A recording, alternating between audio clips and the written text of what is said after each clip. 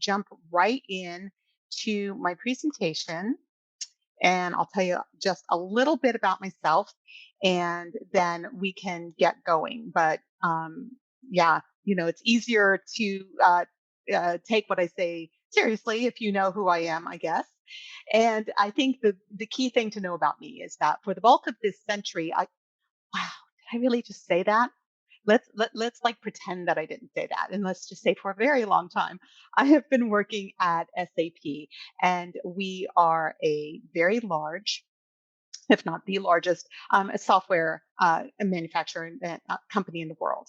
And we provide to a lot of businesses. And most people think that we only sell to very large enterprises, that we're starting to change that so that our perception is growing, or the perception of us is growing, and that we do provide solutions for many, many mid-size, actually more mid-sized companies than large companies. And we sell to some smaller companies. So, the only reason that I really wanted to emphasize that is I'm going to try to keep in mind that some of you work for large enterprises and some for, smaller, maybe startup kind of companies. And I'm going to try to address each of those. If I miss you somehow and you want to ask a question, please just jump right in. I think the key thing to know about me is that last line right above the gold bar there, that marketing isn't just what I do, it's who I am. I am a marketing geek. So hope you all are as well. I'm going to get us into the next slide. And let me also say, before I talk to this slide, that speaking of slides, this platform does not allow for some of the animations, which is perfectly okay. But if you would like a copy of the slides, if you message me on LinkedIn, reference this event and let me know, and I'll do my best to share the slides with you. I don't think you're going to miss anything. And if I didn't get that correctly, I think I ran through all my slides pretty darn carefully to ensure that the animation isn't going to get in our way. But if it does, blanket apology right up front. So let's get started. What I love about this image, it's an example of how I'm trying to portray that we live in a digital world. It's always on, right? And that our demand generation engines require a constant diet of fresh assets. But one of the things that is hard for us is the fact that our audiences are ever and ever more niche. So we have to version our content. This has led me to the concept of a digital chop shop. So let me tell you what I mean by versioning. Pretty clear, but there's a lot to it. If you look at on the sort of upward facing chevrons here, what I'm trying to get across is that some of our audiences are going to be what I call sort of the users or the advisors, right? We go into our bosses and we're like, look, I can get my job done so much more efficiently and better if this or this worked differently or wasn't so broken, right? So we're advising them that we need something to change.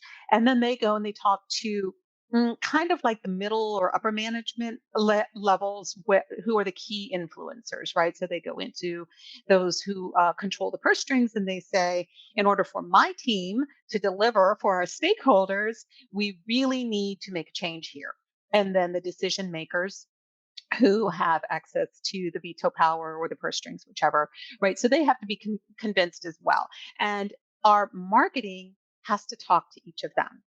But wait, there's more, right? Because we also have to be cognizant of the way people sort of take information in. And I think as marketers, a lot of us are so concerned with getting our message right and getting it out there that we sort of kind of forget, or I don't think we forget, but it doesn't rise to the top of our awareness really, that there are efficient ways to get to people. So let me give you an example. I've given sort of some on the circles here, that these are like common languages. I think if you're a spatial learner, then you fall into the visual category, right? You're a visual person. And it's not that that's the only way you learn, but that's the most efficient way to communicate with you. Or maybe you are a logical person, right? So that's more mathematical, right? That's the way to get to you, or you're auditory or what have you. So my senior VP, wicked smart lady, right? Don't try to get anything past her that you can't back up. But I do know that when I'm trying to get to her quickly, if I create a really nice PowerPoint, I'm going to be successful because she consumes visual information very, very quickly. And I was chatting with her once about this. I try not to say anything behind somebody's back. I try to like let them know that this is what I'm going to be talking about. And so I was telling her this, and she kind of laughed and she said, "That's true. She really appreciates getting, data visualization." And she asked me what I thought I was. And I told her that I kind of fall into the reading writing. I like to work with words. And she kind of laughed and she said, "No, you are an inveterate reader. I'll give you that." She said, "But when I want you to get the information quickly, I pick up the phone." She said, "You work with words." She said, "But you are an interactive person." And so she said, "I would much rather set aside 10 minutes and have a conversation with you than get into, 12 or 14 emails back and forth." And part of that is my journalism background. Because my son calls me a grammar slammer. So I get really caught up with, did she forget to put the comma in there, or was the comma supposed to be there? Did she really mean to use this word, or I overthink, right? So she said she'd much rather avoid that nonsense and just talk to me. So our audiences are in that same bucket. So when we create a piece of content, we have to not only version for where are they on the decision making platform and maybe how they like to consume information, but there's so much more. Um, I work in industry marketing, and we go to market by a minimum 26 different vertical industries, right? So it's professional services, or it's high tech, or it's automotive, oil and gas, utilities, you name it, right? But sometimes what I'm marketing goes to different lines of business. You work in HR and you are in customer interaction and you are in, supply chain or your IT or your finance. You get the idea, right? Then many of you are in that same bucket. And recently, recently, somewhat recent, one of the things that we have seen is that the decisions are not being made by a pure line of business. They are being made by teams, right? So sometimes the marketing personas don't work for us because we have to message to a team of people and they have different business pains. And so a single message probably isn't going to do it for us. We do have to bifurcate our audiences more and we have to be cognizant of that. So I could go on and on and on, right? Are you a large enterprise? Are you a small enterprise? Are you going to market with one partner here and a different partner over here to this audience? Or, are you marketing across geographies? We market very differently in Latin America or in, EMEA or in, the Pacific Rim countries than we do in North America. Do I need to, keep translation in mind? And so, not all of you probably have all of those versions to think about, but you do have some of those versions to think about. So, keeping that in mind, that's how I sort of got down the road of creating what I call my digital chop shop. Let me go to our next slide, and I'm going to start us with, let's try that again. Let me go to my next slide. Why are you not doing this for me? I can do it this way. And we're going to look at the buyer's journey. And this is a fairly typical representation of these three stages. Now, I know that the buyer's journey has many different flavors. They look different. They all are directionally the same. And these are fairly consistent pieces in whatever buyer's journey you happen to run into. And the way that I have laid out the different assets for each of these stages is fairly common. We can argue that we want to move things around a little bit depending on what the content is, and I grant you that. But just for purposes of discussion, this is a pretty typical view for how things work sort of in the physical world. It's pretty straightforward. You start at the beginning, you go through to the end, and then you stop. And I think we can all agree that this is so last week. Sorry, Kenneth told me to try to be up energy and fun. So apologies for being a little bit snarky there. But the problem here is this is not what our buyer's journey looks like anymore. Our buyer's journey is quite hyperlinked in this day and age. What we are up against in a digital world is that our audiences, and that's plural, are jumping in and out of the buyer's journey at unpredictable points. We cannot guarantee that, we built this wonderful sequence of assets. They will, read a white paper, then they will attend a web event, and then they will, go to a meeting. We can't guarantee when they attend the web event that they've read the white paper, right? They're jumping at unpredictable sort of points in time. And, we're all familiar with that old adage that there are more cell phones in the world than there are toothbrushes. Take a moment not to think about that for a while. But those cell phones are turning our audiences into they're always on consumers. So again, the need for content is a little bit insane because we have to do all the versioning and we have to keep it fresh. It's incumbent upon us as marketers, as ambassadors of our brands, to make sure that however anyone encounters our assets, our messaging, that they feel welcomed. And so if we aren't doing that, basically this is just so much digital landfill. So go on to the next slide here. What I want to do is give you an idea of the progression of our time together. Is I'm going to show you how I do the digital chop shop. And then I'm going to run through sort of some tips and tricks on how to do some of the pieces. Some of this is going to be very familiar to many of you.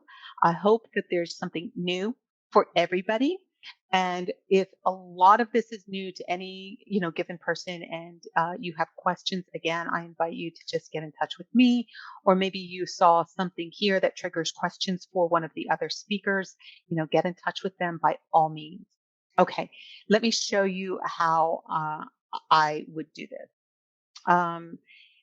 In the center here is a white paper. I'm using that as my example. It could be that you are starting with a microsite, or maybe you started with a video, or you started with some other piece of content, and that's fine. The process works the same. If you start at the end, you create the final pieces. You worked with some sort of a consultancy company, or you worked with some sort of a specialist in the field, and you created this piece of paper, and it cost you a lot of blood, sweat, tears, time, budget, right? You're not going to give it away. You're going to put it behind a gate. And so what you want to do is get the information out, get the word out to all of your audiences on what you have and why it's of relevance to them. So a very wise man once told me that you don't have to tell them everything you know. And that's what I mean by running it through a digital chop shop. So we've got a white paper and it's written.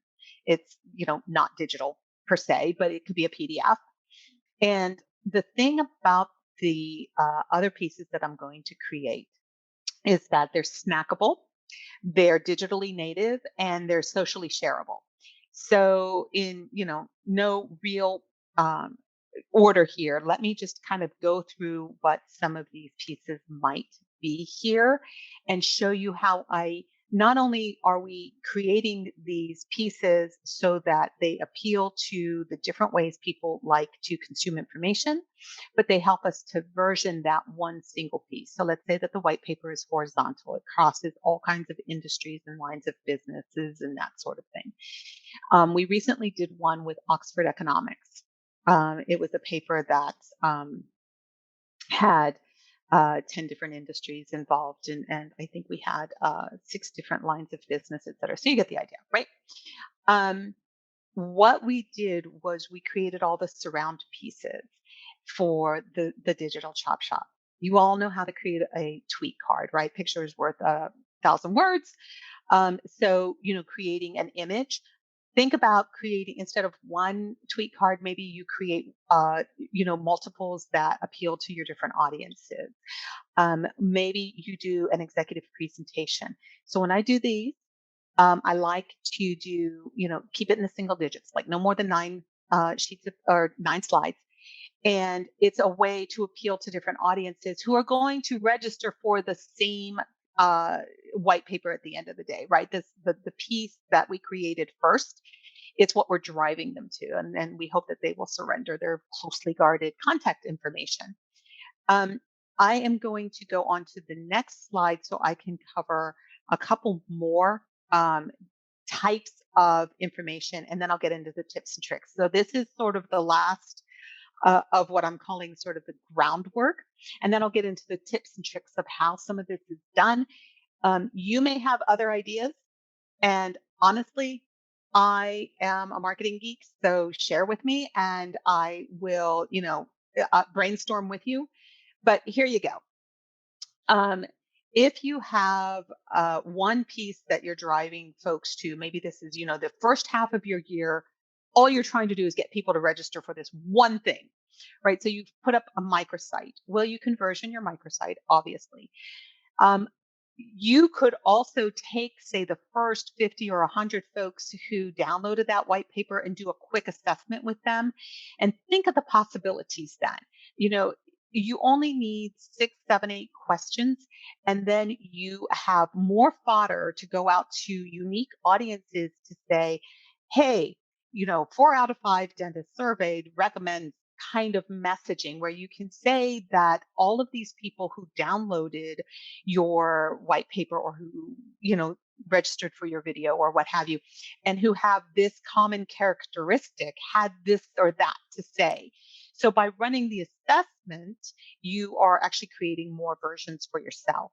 Obviously, you can write blogs, but if you're going to write a blog, why not go to the people who were referenced in your white paper or what have you, and just get them to do an audio clip or maybe they'll do a short video clip. We're talking 90 seconds max, and embed that in the middle of your blog. Um, you know, don't just use pictures, but also use sound clips and video clips to bring that blog to life. 18 to 21% of the world's population struggle with some form of dyslexia, and reading for them is a chore. So if you can embed additional images, you've just opened the aperture like crazy for them. Um, and that's just one reason that you might want to do something other than just the written word. The other reason is because, well, I've been going on and on with reasons, but the other reason that I want to bring to the forefront is because you can start to build relationships with some of these pieces. If you are doing a web event, maybe instead of doing PowerPoints, you set it up like a Sunday morning news show, right? Where there's like a little bit of a roundtable and a host and you're having discussions. And, at that point, you're all talking about some of the information that's in this gated asset. And it doesn't have to be a 1 hour or even a half-hour presentation. You can do a 10-minute piece and market the heck out of that 10-minute piece to various audiences about why that audience in particular would want to come and do the registration. Podcasts are tough. I'll tell you a lot more about podcasts when I get into tips and tricks, but really you have to think about, is it worth, uh, are you able to put in the effort that it takes to stand up your own podcast? So many of you probably know our MC, our host, Kenneth.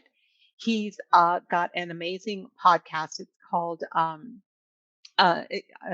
sorry, Kenneth goes by the name Shark because it is reminiscent of the name of his own podcast. I don't know if I'm actually allowed to say the name, so I'm going to hold back for right now. But Kenneth is a podcaster, and he puts tremendous effort into Shark's his podcast. perspective. If you are not um, able to put that kind of effort into a podcast, it's okay.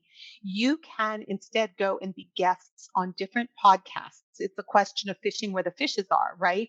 So this takes a little bit more public relations effort on your part because you're trying to place speakers. But when you go on to these different podcasts, they're already targeting the people that you're trying to reach. And so here's the thing that a lot of people sort of lose track of, whether you're putting up your own podcast or you're being a guest on somebody else's podcast. And the reason that they forget it is, kind of like when you're presenting, you get so caught up and you want to talk about the story of what it is that people should go and um, uh, download or register for, and then you forgot to put in a call to action. So make sure that your speaker knows to put the call to action in up front as well as at the end. People drop out. I see people jumping in and out of the room as I'm presenting right now. So you put your call to action up front, repeat it at the end, put it in the show notes. Make sure that it is, not just speaking for speaking's sake. I just got a text from Kenneth. I'm allowed to mention the name of his podcast. It's called A Shark's Perspective. So if you listen to Kenneth's podcast, you'll also understand the amount of work that he puts into his podcast.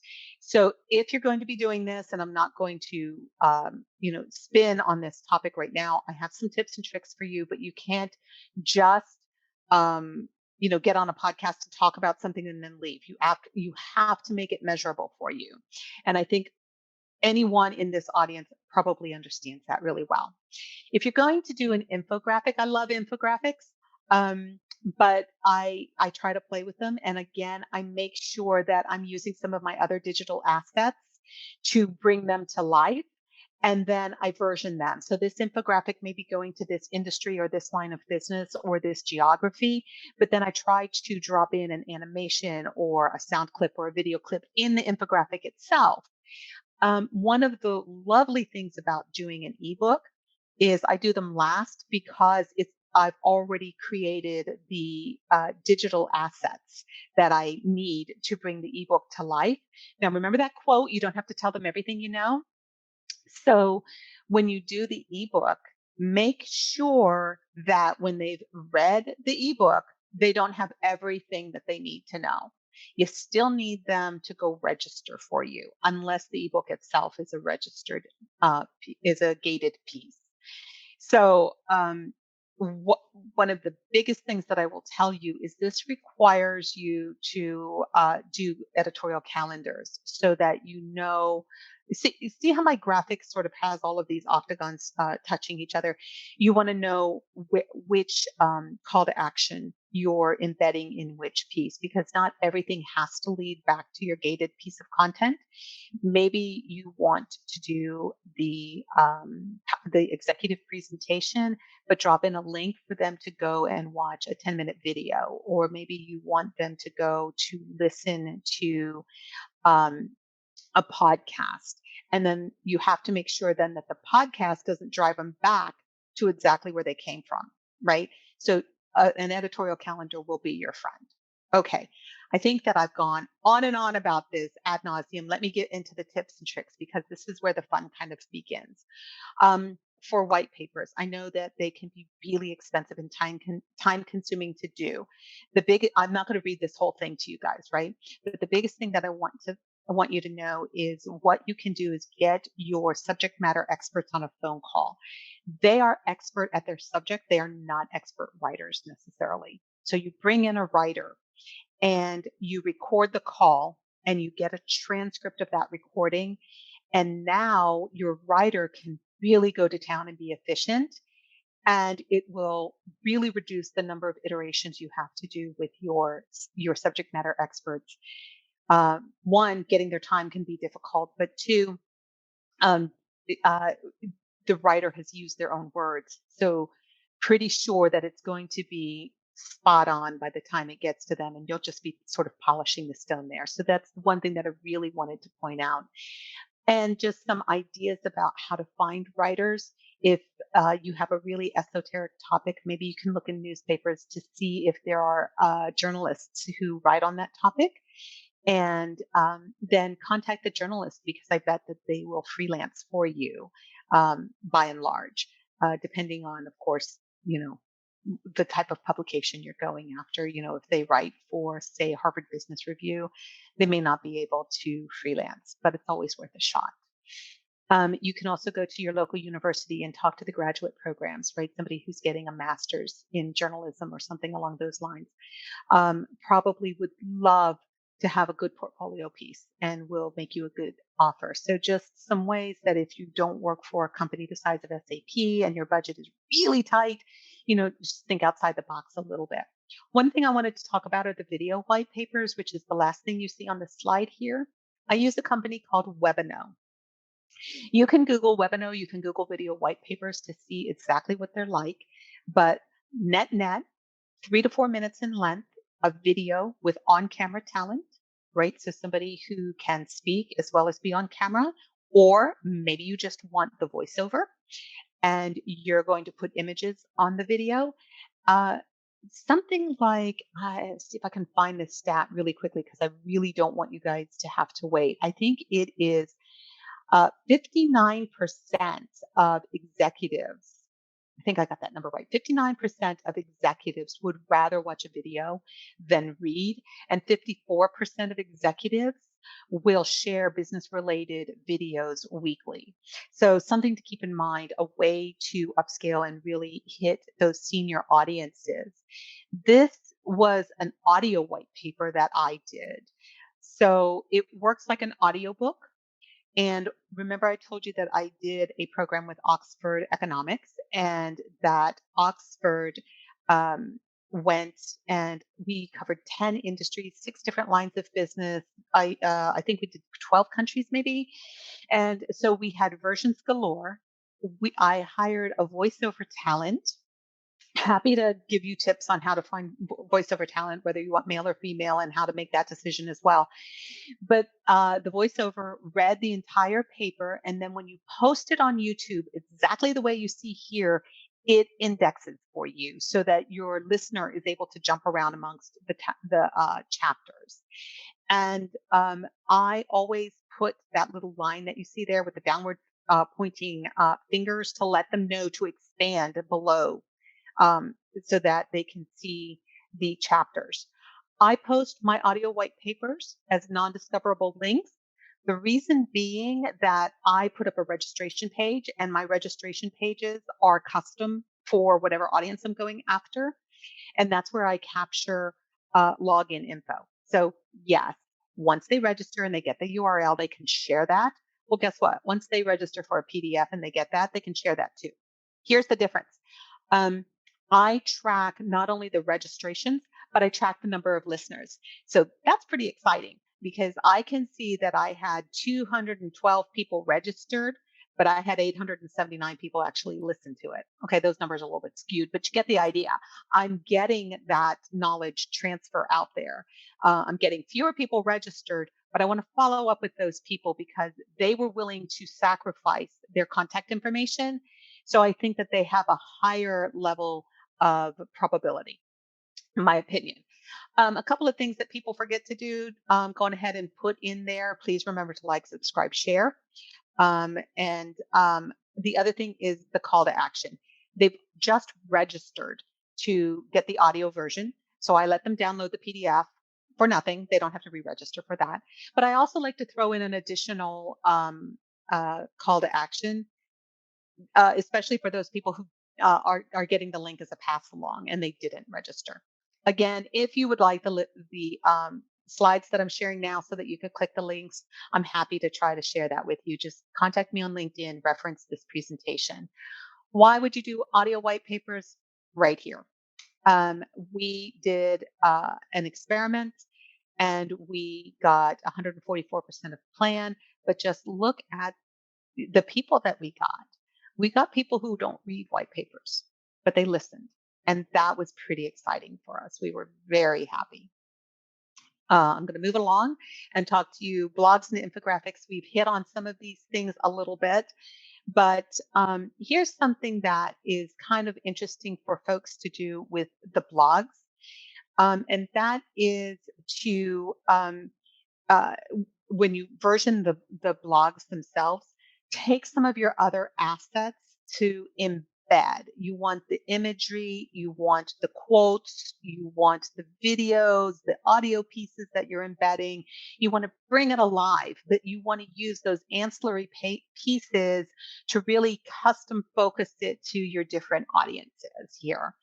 And one of the things that I have found really, really useful with blogs is once I post it someplace externally, then I go back into LinkedIn after about a 2 week lag, and I'll post it there. Strip in at the bottom, strip in the line.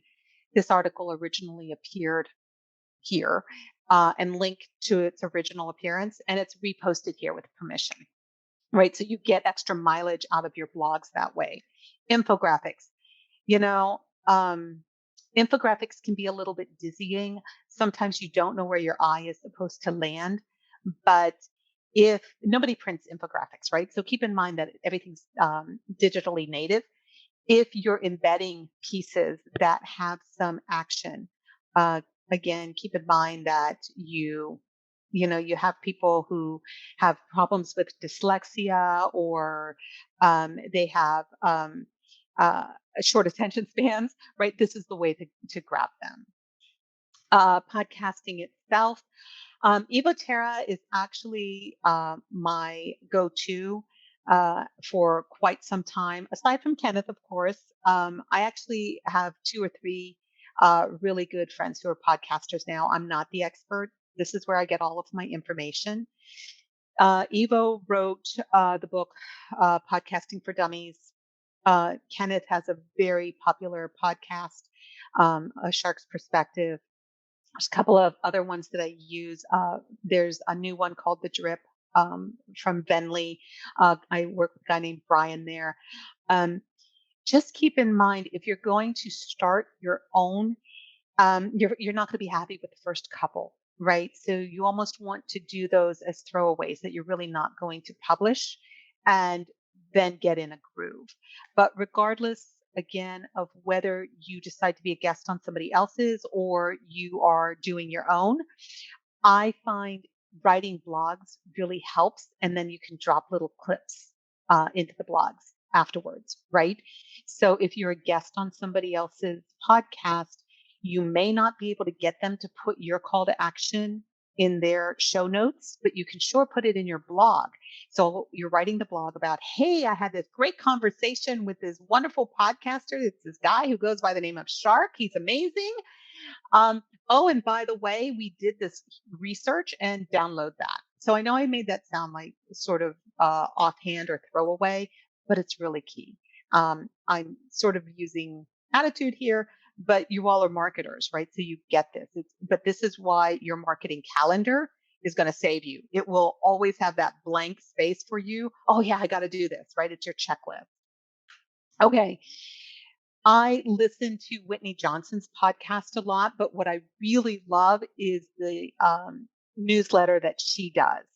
If these are the opening salvos, if you will, on a couple of her newsletters, reading these, you would think she and I are like best buds. She humanizes everything she does. Love it. Can you imagine you go to work and you get an email and you open it up and it says, a few days ago, our daughter announced there was something big she wanted to undertake. I mean, it's just attention grabbing, and it just sounds like a friend talking to you. So I use that here. It's not something that I do well, but she does it really well. You can obviously Google her. Her podcast is called Disrupt Yourself, and she's Whitney Johnson. So if you can find her newsletter and subscribe, it'll give you so much good fodder. Some additional tips for those of you who are sort of the neophytes or newbies around um, podcasting. This is embarrassingly thin. there's so much that can be said. So I just wanted you to know one really fun fact that happened was I was trying to do a podcast with someone, and it literally sounded like he was in the middle of a gymnasium. It was so echoey. And he went into I told him, let's go in a coat closet. It's a podcast. This isn't video. Go in your coat closet. And he did. And it had enough sound absorption that his voice was pristine. He sounded beautiful. And nobody needs to know you're podcasting from your closet. So do pay attention to your equipment as always, right? Audio dramas. I told you I'd come back to this. Okay. Audio dramas are theater of the mind. So this is something that a lot of people think are really for, they're fictional podcasts and they're for leisure. They're not for businesses. The first one I ever encountered was by GE, and they had this new technology where they were able to diagnose illnesses or what was wrong with the human body via acoustics, right? So they were using sound waves, and they created this wonderful podcast that was all very science fictiony, and I was hooked. And I said, I have got to do this. And sure enough, it didn't take long before one project came up that I was asked to take to market, and I was able to do a fictional podcast for it. So why would I do it? It really optimizes storytelling. You can make your service or your product the hero, right? So for us, it's technology. It humanizes your brand, and I know that that's such a sort of a trend word, but if you want people to really relate to your brand, this is the way to do it. Um, a beautiful thing that I did with the second audio drama that we did at SAP was I was able to incorporate partners. Our partners were happy with the role that we gave them in our piece. We were able to incorporate our subject matter experts, and we still didn't destroy the storytelling. This one was called the Retrofuturist Chronicles, and it was this wonderful story about a 12-year-old girl and her really crazy out there aunt. So trying to connect those two characters to business technology was a lot of fun, and do it by industry. And we nailed it. We won many awards for that one. We won awards for our first one, and they were all in the business categories, not in the leisure categories. So thank you for listening to me as I, took you through what audio dramas are. I encourage you to check them out because it might be the answer for you. Some tips and tricks here are somewhat apparent. One of the biggest things is don't hit them over the head with your brand. We never mentioned our brand in the story. Neither did GE, by the way. So that was our example. GE is an SAP customer, and I couldn't have been more pleased with how they did their podcast. And like I said, it hooked me for sure. I've given you a couple of names here or titles of podcasts. So even if you don't get my slides, you can Google these, and you can listen to them and decide if there's a way for you to incorporate them into your lineup in your digital chop shop. The thing is, with each of these, we were driving the listeners back to our call to action. So we had, we had attribution down pat. We had our KPIs solidly in mind when we put out these very creative, inventive types of assets. Web events, not unlike what we're doing here. We all know them, but if you jump over to the second column at the top, I'll tell you something that I'm working on with my web events these days, and that is mining the funnel. So you know how we want to go from one to many at the top of the funnel, one to few at the middle of the funnel, and then one to one down at the bottom. What I'm doing is a 30-minute web event up at the top of the funnel. That's our, grabbing lots of people to come in. And then at the end, we encourage them to attend roundtables using breakout rooms. And I like to keep them down to about, maybe 12 people. And that includes the moderator. And if you have a guest host, maybe you have a customer or a partner attending, right? So you really only have somewhere between 6 and 8 people at each table. So I wind up having 2 or 3 tables per event. And then I drive to appointment setting. So we are using web events to move through the funnel. And that is looking like it's paying some dividends for us. I'd be curious if anybody else is using web events differently. Tried to do a lot of research and I found a lot of examples, but this was the one that I landed on. And I think, I'm sorry. Oh, videos. Apologies. I have done videos with the 4-man, 3-camera crew. I have done videos with my phone and Videolicious. They all have a place when you're trying to version your content. So if you are trying to create a relationship with between your AE and your customers or your prospects, you can create a video of maybe, the AE saying, "Hey, I had an opportunity to chat with so and so who recently, did this white paper for us, 90 seconds, and then he can use it to send out to his prospects. I've done, high end videos. There's a lot of ways to version videos. If we have enough time at the end, and anyone wants some examples of ways that I have done versioning on a budget. I know a lot of people think I work for SAP and I have an unlimited budget. But that's not necessarily true because they apportion the budget out amongst a lot of people like me. So I grant you I have more budget than some people, but not as much as you think. So I am always looking for ways to do wow things on a budget. Happy to share any ideas that I've managed to come up with. Um, Really key point, people don't watch the whole video and they don't always join at the beginning, right? So you want to put your call to action again near the top, not at the top, not the very first thing, but near the top. And then you want to repeat it. And I would not repeat it more than twice because you don't want to sound like a broken record.